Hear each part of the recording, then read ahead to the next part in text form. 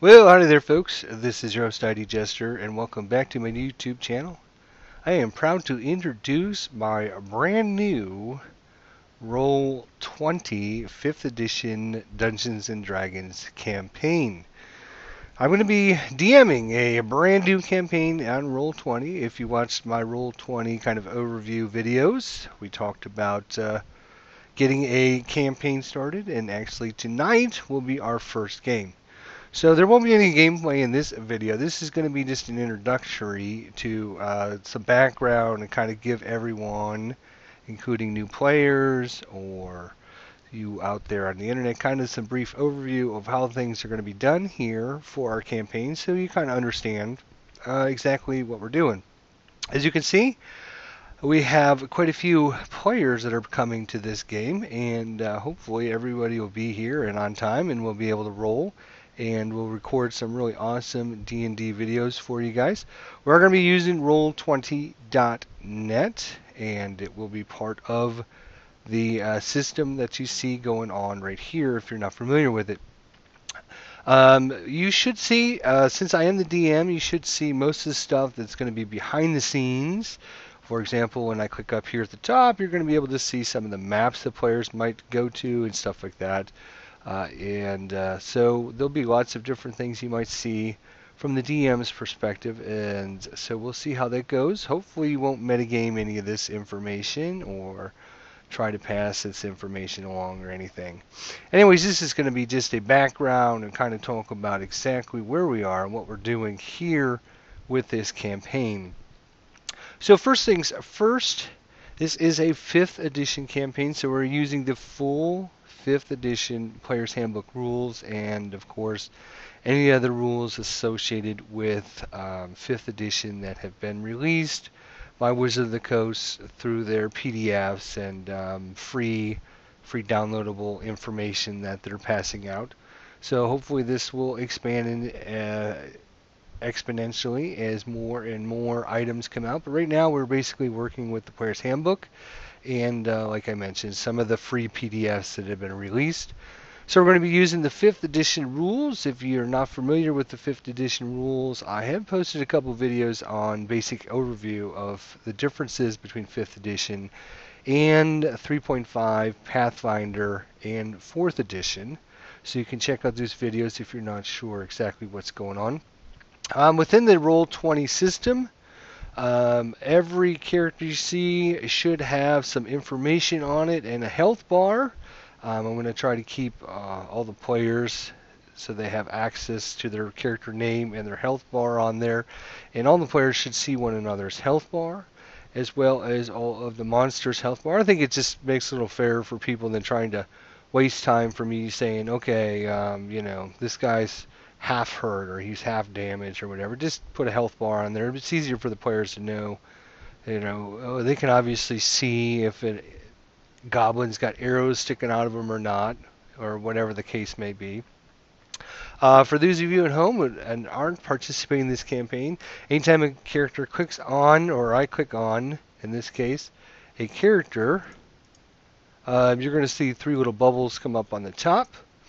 And the way we're handling this situation, I'm not sure how other DMs do it, but the way we're doing it is the red bubble is going to be hit points. So this character, Pyro Thundenhill, is got 9 hit points. The second number, the green, is its armor class. So in this case, he has an armor class of 13. And the last number in the blue bubble is going to be their movement speed. So in this case, 25. There should be a grid on every map, as you can see. So each grid represents 5 feet. So this character could obviously move 25 feet. So you can basically move 5 grids. And in this 5th edition, diagonals just cost you normal 5 points each. In some of the situations where players have auras or something, they might put something down that's going to show an aura for whatever the case may be. If they've got a special power or something, we'll just assume that this character has an aura of 10 feet and we'll just make it, I don't know, green or whatever. So you might see auras around some of the characters that represents maybe spell effects or something that's going on. Just for you that aren't familiar at home with how Roll20 works. Oops, I actually need to take that all the way off and uncheck it. There we go. And of course, if I did have that unchecked, you would actually see our circle as opposed to a square. So that's kind of how we're handling that. And I've set it up so that the players and monsters, you can see each player can see the health bar and any ores that any of the PCs and or monsters have. Just makes the game flow a little bit easier, a little bit faster from some of our test things that we've done going on. So that's kind of just the basic overview of Roll20. Obviously, there'll be a chat log going on here when characters roll, information. If Crits does an attack, we'll just assume he comes in and does a, I don't know, a short sword attack. He can just simply click on the attack button, and depending on whether or not he has 3D dice turned on or not, you may or may not see dice rolls. Either way, you will see dice come up here in the chat log.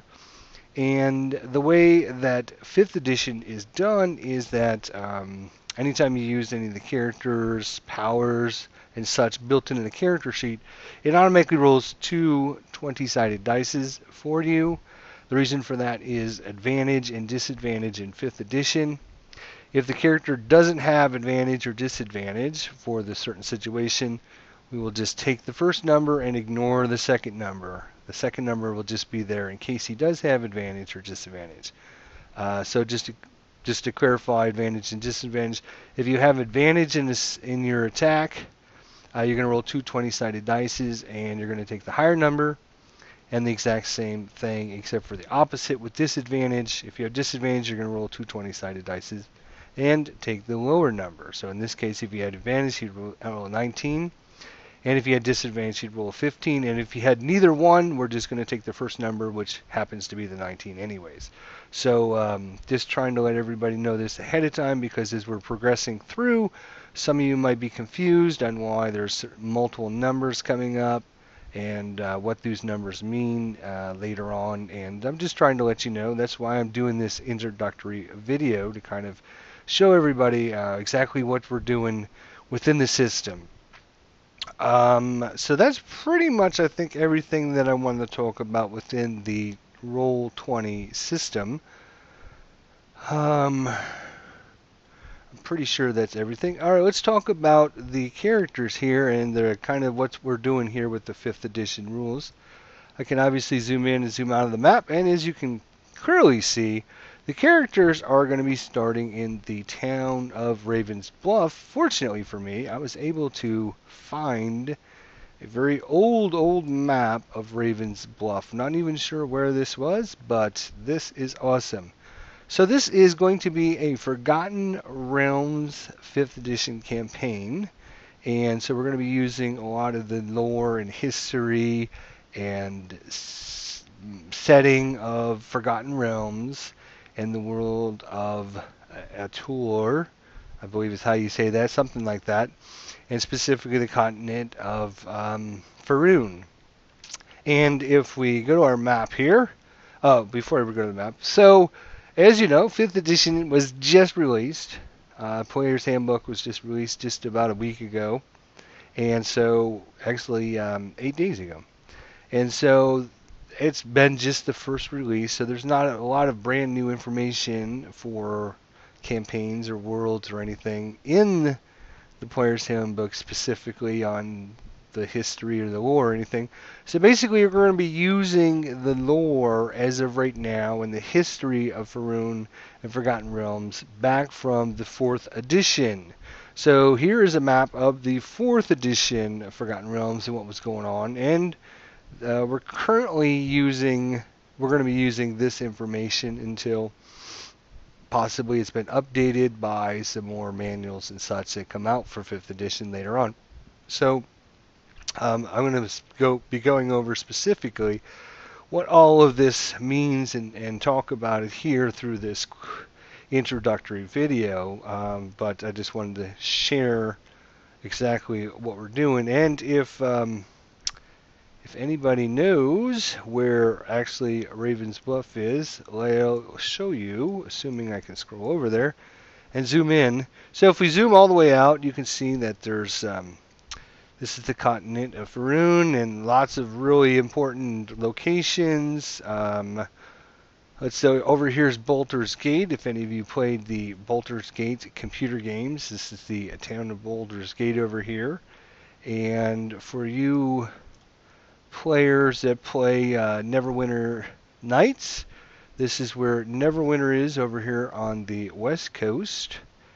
And for those of you who aren't familiar with kind of locations, basically the world has been drastically changed from 3rd edition, 3.5, up to 4th edition. And we're going to go over some of these changes here in a bit. But you can see basically in the middle of the continent there is this huge sea as well. And that sea has been altered because of the events that had happened on the continent. But if we zoom in to kind of just to the north side of the middle of the sea here, the Sea of Fallen Stars, you can see Raven's Bluff is right here.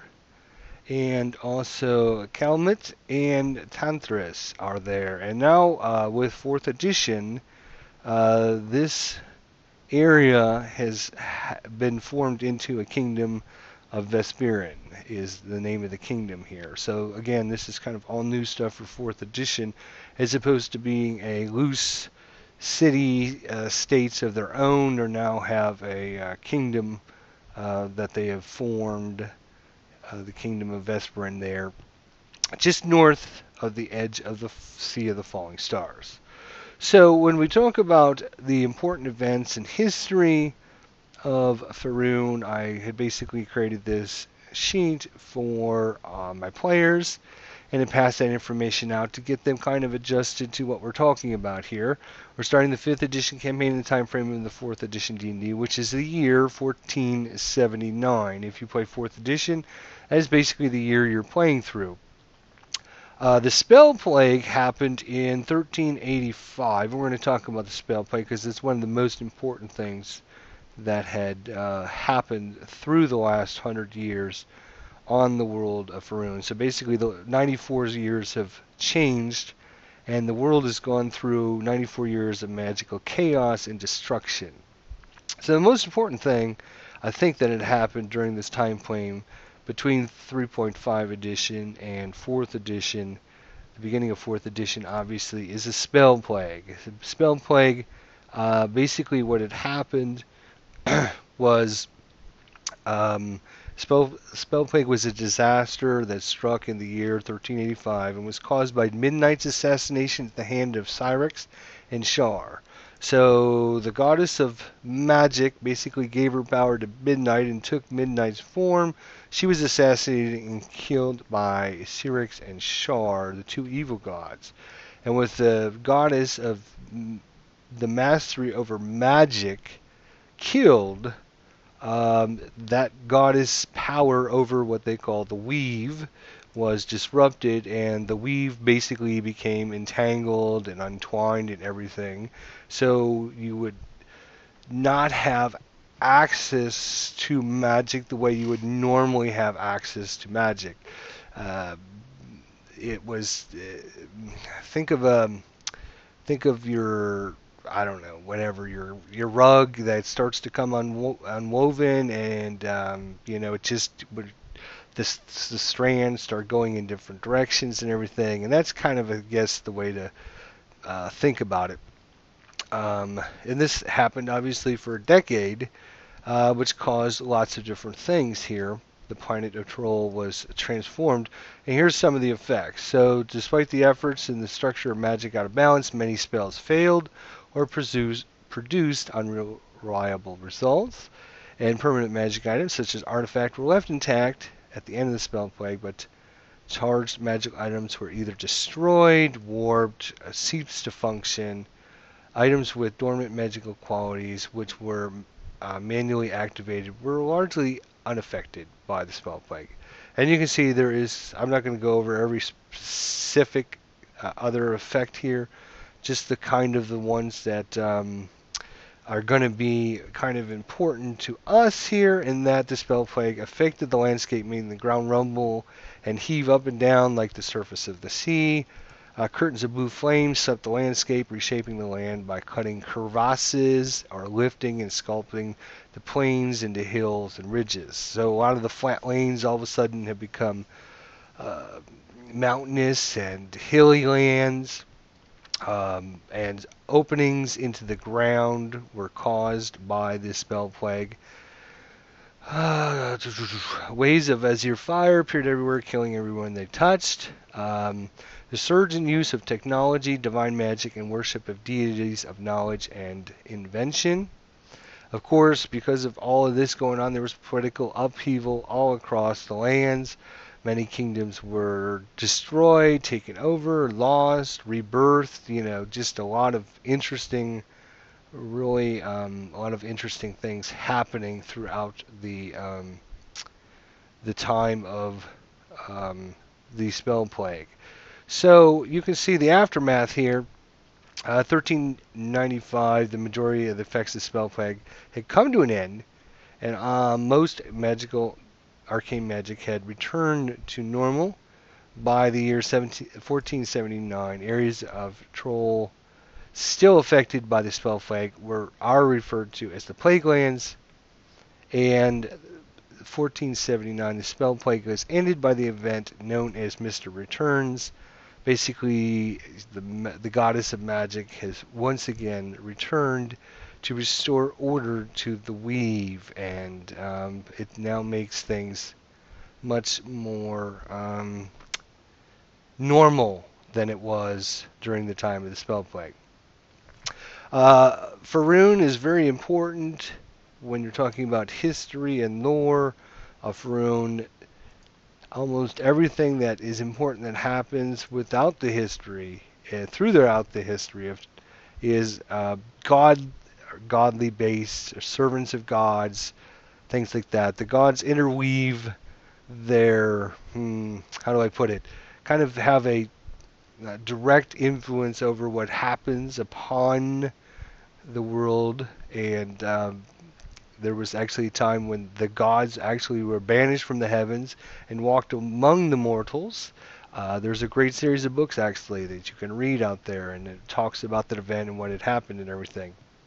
In fact, one of the most important things that happened during that time happened in the area, which we'll get to here in a little bit. But everything that happens usually in the surfaces of the Forgotten Realms, or has anything to do with important events that happened, usually have something to do with how it affects the gods.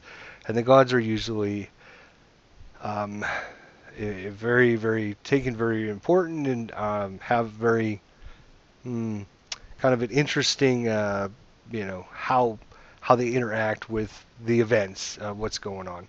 There are now only 18 greater gods that control the astral sea.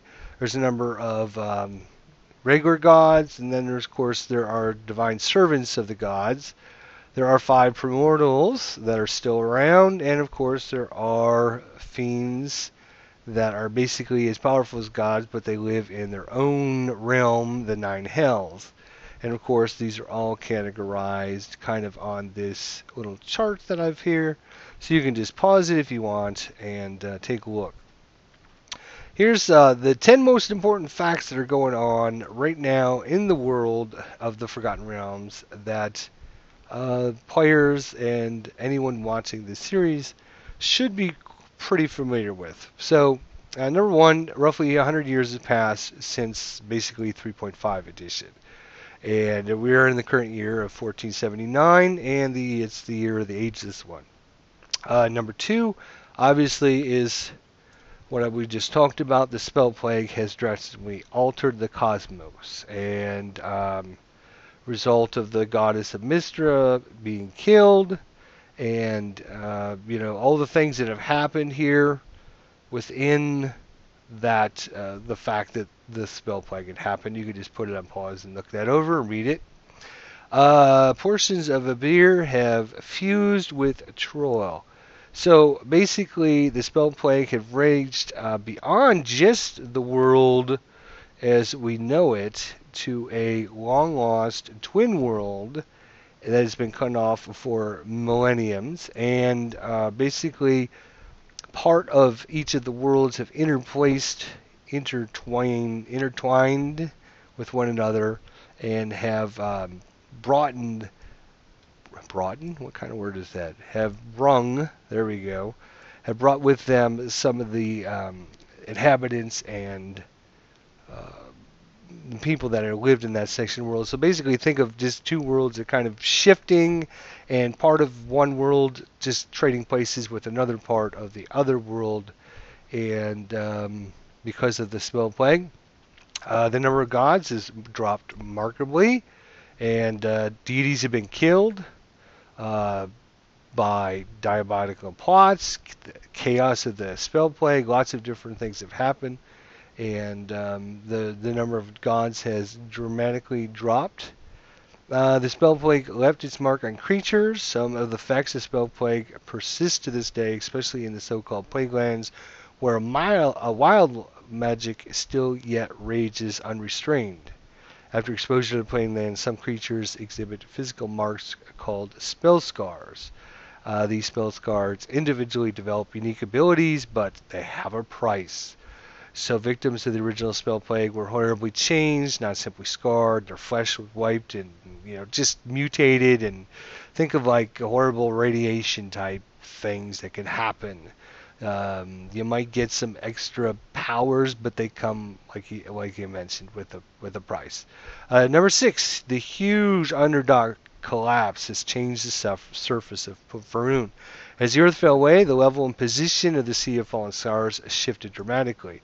An enormous opening in the Underdark was formed in the south. In addition, the countryside whole of the earth underground shifting has made the Underdark much more accessible to the surface world. If we go back to our map here and zoom out a little bit, you can see what we're talking about. This here is all brand new for 4th edition. This humongous, massive crater has been, and there's one over here, and there's one up here, and I think there's another one over here, and a couple other ones, and basically the whole ground just parts of it just crumbled in and split apart. And basically think of like major earthquakes. Not that it was an earthquake, but just think of like just what would happen during an earthquake, where you have areas that are split and open and falling and coming apart, and obviously this whole area here just collapsed inside is one another. And now the Underdark, which is basically a the underground area, has now got access to the surface, and the surface world now has access to the underground in many areas throughout the world.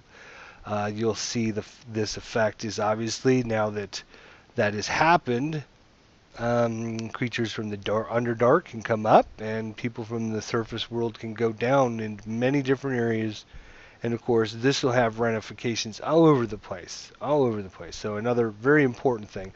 And then the other thing was obviously what we talked about in the beginning, with everything shifting, moving up and down, and rotating left and right. The sea in the middle of the landmass has also been altered quite a bit. Number 7, Thay has become a terrible undead threat.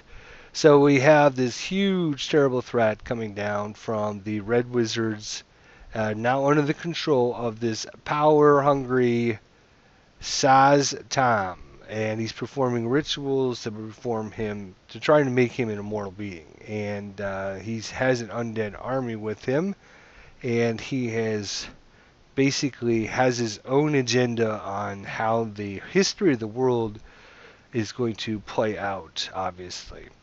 The ancient empire of Netherrim has been restored, and the 12 princes of Shade rule from their capital city in the Shade Esclave, a land newly claimed from the desert. And Nithro is once again a major player and a threat to the Northern Realms. Again, I apologize if I say any of this incorrectly, but where is my wonderful little map? I must have closed my map. Let me grab my map here real quick. Because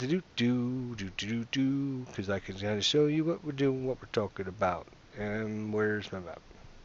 Seriously, where's my map? Where is my map? Hello, map.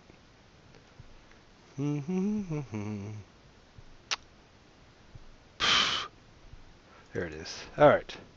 Sorry.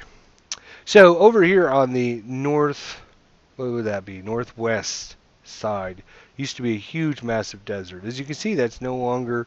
It's kind of deserty, but it's been taken back over, and now this country that used to be there has been reformed, called the Netherrealm, and they have their own agenda as well on how the future of Faerun is going to play out. And basically, they want to reconquer all the lands for their own purposes. And now that they have been restored to power, they feel that they have undue business yet to attend to. The ancient elven lineage have returned to the Faerun, and basically what we're talking about with that is the Eladrin, the Fae, the Feywild, because of what had happened with the spell plague, the Feywild has reappeared, and now the Fey folk have come to Faerun as well, and have started to integrate and populate throughout the world of Faerun.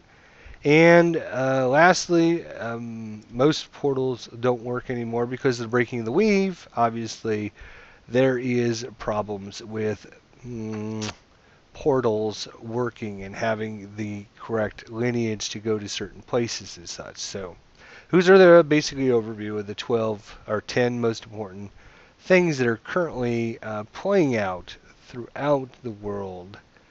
When we're talking about our local area, and of course I closed the map again, our local area again is this new country called Vesperin with 3 cities there, Ravensbluff, Tantarus, and Caldet. And I closed it again. Nice. So here's some information about the actual kingdom here. And the settlements and features. Vesperin consists of 3 major cities, Tantarus, Caldet, and Ravensbluff. And of course, here's some information on Tantarus and what kind of their philosophy is, Caldet, and of course Ravensbluff. And the reason the players are starting in Ravensbluff is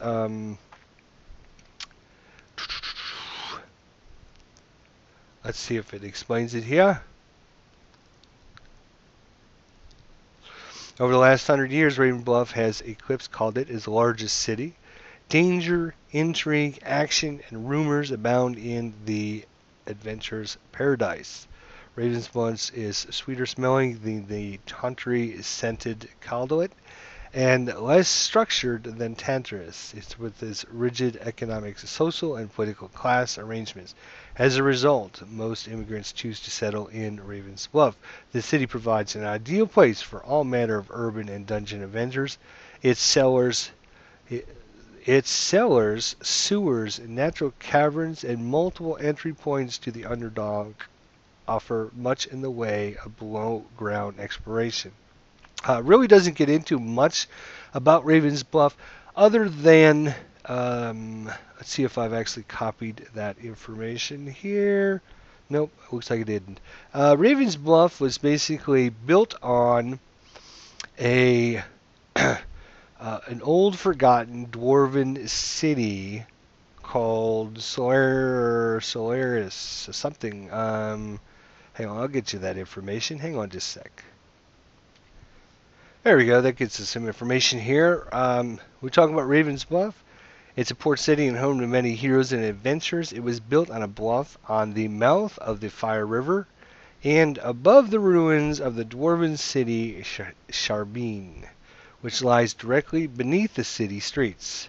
This might be a major reason why so many adventurers choose to come to Ravensbluff, as there are routine expeditions into Sharbeen. However, unbeknownst to even long-time residents, Sharbeen is not the only city that was built before Ravensbluff Dro had previously built a stronghold thousands of years before and created a magical mithril to protect it. A mithril still existed as of 1374 and is suspected to be the cause of the mysterious wildfire phenomenon sometimes witnessed in the city. And of course, there was also a couple attempts by Marissa Gillian to take over the actual city. Now, this information is basically the 3.5 edition of Raven's Bluff, and kind of been updated into the 4th edition. Basically, for 4th edition's information for Raven's Bluff is most of the underground city of Sarbine has been looted already. It's kind of has, you know, a lot of the evil and the monsters have been kind of thinned out and sent back down under, you know, deeper into the underworld, and it's kind of a desolate and you know, not important area anymore as to what's basically going on there. Of course, there's still many ways to get down there and many things to do in there, but most of the actual treasure and such has been removed and taken out by adventurers and different parties of people going in there to recover items and such. So as a 4th edition, it's kind of it's still there, obviously, but it's kind of more along the lines of it's forgotten ruins of nothingness, basically. But of course, your DM might change everything, and you will see how this all of this information plays out, and what's going on in our campaign, and depends on what the players what they run into and their thoughts and feelings on different situations. So understanding Faerun, again, we just talk about the vast civilizations have been destroyed and new kingdoms have been formed. In fact, one of the new kingdoms that was formed is actually the kingdom of Vesperin. So this is a brand new kingdom that was formed because of the spell plague. So lots of new and interesting things. Obviously, some different information than what you could expect. Major threats. So there are several major threats that are going on. Of course, I'm not going to cover everything here. You can kind of look through it and pause it if you see anything that looks interesting. But the major threats are going to be the Church of Lord Bane. So let me get some information about what had happened, and I'm going to post that here in just a second for you guys. Alright folks, sorry about that. Thanks for bearing with me. I'm just trying to get you some more information so you can see. So for me personally, one of the most important things that ever happened on Tantarus, even for the people to see and everything, is an event that happened in Tantarus during the time of trouble, which is going to be the year 1358 DR. And basically the time of trouble, basically what had happened was, let's see, blah, blah, blah, blah, blah. The god Torm the True manifested in the city of Tantarus and took up residence there. So one of the gods, Torm, manifested in the city of Tantarus and took up residence there, and his faithful protected those of other gods. Torm eventually discovered their crimes and punished them for that. Then the god Blaine, the Black Lord, arrived to take one of the tablets of fate, which he'd hidden in the city. In a titanic battle in the harbor, Torm fought Bane and absorbed the souls of thousands of his willing faithful there to strengthen himself. Torm did not take the children of the faithful, however, leaving a generation of orphans known as Mithril's prodigy. In the end, both gods slew one another and left parts of the city destroyed, depopulated, and in a massive dead magic zone. After the battle, the True Blades, an order of crusaders devoted to Torm, worked to perform damage control. So basically, let's look at our map again, shall we? And just to give you an idea of what is going on, for those of you who aren't too familiar with Forgotten Realms, I'm certainly not a expert, that's for sure. I only know a little bit. I will be the first to admit it. But anyways, if we look at Sea of Fallen Stars, here's Raven's Bluff, here's Tantarus. So basically, during the time of trouble, the gods were thrown out of the heavens and had to manifest as a mortal here on the world. And two of the gods ended up battling and killing one another in front of all of their fellow worshippers and everything. That had happened right there in that city. And so that's kind of important, because if we look at the major threats of what's going on in the world right now, you can see, let me just get rid of these marks. You can see the number one threat, or maybe not number one threat, but just the first one on the list, is the Church of Lord Bane. Now, we just talked about Lord Bane. He was the one that was killed battling Torm back in Tantarus there just a few minutes ago we talked about. But without getting into too much detail, Lord Bane actually had a son that he manifested some of his power in.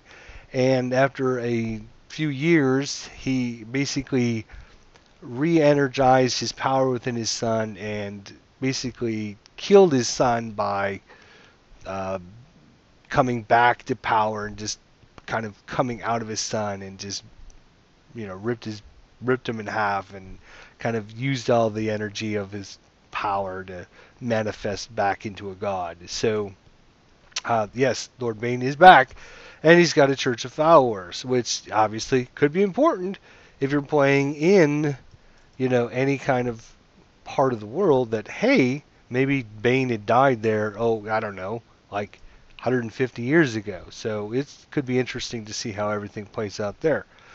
The Church of Shar. So Shar, which remember, is one of the guys that had killed Mistra back in the day, and so now they are a ever-growing threat. We have the Court of Rorn. I don't know much about them, to be honest, so I'll have to do some investigating, but they are a threat. The Cult of the Dragon.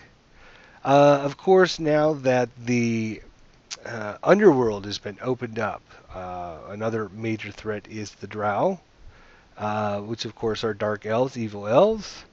The Eminence of Aruta, Arura. I'm not sure how to say that. The Five Companies, the Gibberings, which is a new creature, the Magarum, Shape Changers that prey on sentinel beings, the Netheril, which we already talked about, the kingdom up there.